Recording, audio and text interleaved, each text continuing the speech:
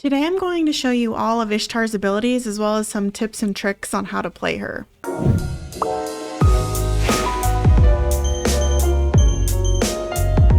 SMITE just announced Ishtar as a brand new hunter entering the game. She'll be classified as a Babylonian hunter that does physical damage. Ishtar's passive is called Mark of Vengeance. When Ishtar drops below 75% health, she marks an enemy god that most recently damaged her for 10 seconds. Each time Ishtar deals damage to that marked god with a basic attack, she gains a stacking attack speed buff. If Ishtar receives a kill or assist on the marked god, she gains a movement speed buff. This passive has a 20-second cooldown. This passive is useful in lane since it gives you an advantage when fighting the enemy ADC, and can come in handy when you're trying to chase down enemies or run away in team fights with the movement speed buff she gains after she gets a kill or assist. Ishtar's first ability is called Imbue Arrows. Ishtar imbues her arrows with heavenly light, enhancing her basic attacks in one of 3 ways for 5 seconds. The 3 varieties include a lobbed explosive arrow, a spread shot, and a strike shot. Ishtar cannot hit structures during the duration. The lob auto explodes in an AoE area, dealing bonus damage. These autos can also be fired over walls. The autos can also crit, but the crit damage is reduced by 40%. This auto variety is very useful for wave clear, and you can bunch up the archers and even more of the minion wave to give you some really good clear. If an enemy is also hiding around a wall, you can also use this lob auto to potentially kill them over walls, which is a really fun mechanic. On her spread shot, it is a spread of 5 arrows in a cone in front of her. Only the center arrow triggers basic attack item effects. The center arrow deals full damage, while the side shots can be upgraded to up to 10% of her basic attack damage. This option is usually best for when fighting enemies at close range. For Storm Shot, it enhances her attack speed and fires quick, long-range arrows that deal up to 20% reduced damage. If you rank up this ability, she reaches up to 40% increased attack speed for these Storm Shot arrows. Storm Shot is best for poking enemies in lane if they are maybe under tower or a phoenix. Even in team fights, you can stay a pretty safe distance away while slowly poking away at their health bars. Ishtar's second ability is called Rolling Thunder. Ishtar calls down 4 strikes of lightning in a line, damaging enemies in the area. Ishtar can aim which direction the strikes travel. If an enemy is hit by more than 1 strike, they are mesmerized. This ability can help clear waves in addition to setting up some combos with the mez. You can try to use this ability as some peel for yourself. If some enemies are close to you and you hit them with more than 1 strike, they can be mezzed while you run away.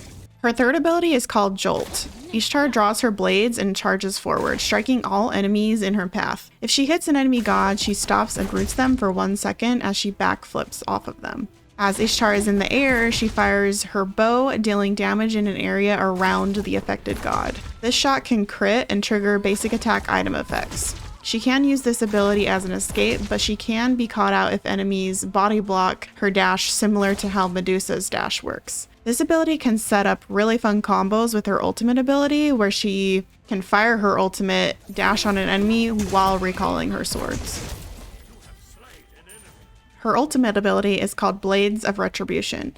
Ishtar becomes CC immune and summons 5 swords, firing them out in a cone in front of her. Each sword damages and cripples enemies for 1.25 seconds. When the swords reach their destination, Ishtar can call them to her location within 3 seconds. If an enemy is hit by both the initial fire and the recall, they are stunned for 1 second. Each sword hit after the first deals reduced damage. This ultimate ability can be really fun to use and set up some great team fighting scenarios. She can also use this as self-peel to cripple and stun enemies to get into safer positions.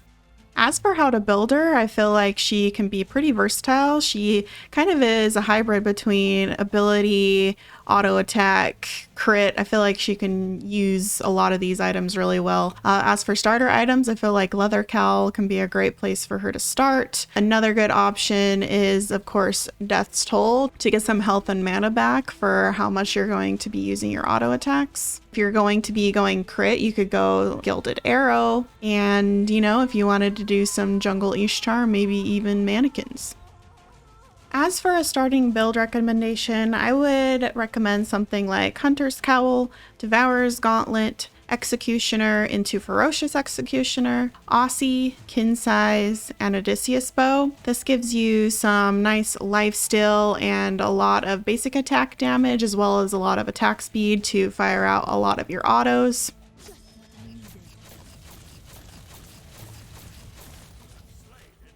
And can do a ton of damage.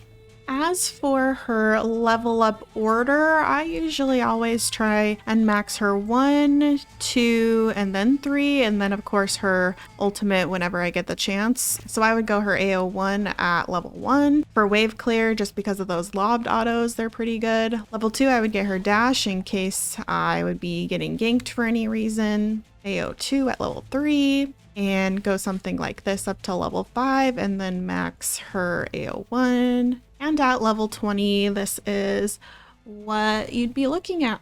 And this is the level order I would recommend personally, so I hope this helps you guys out.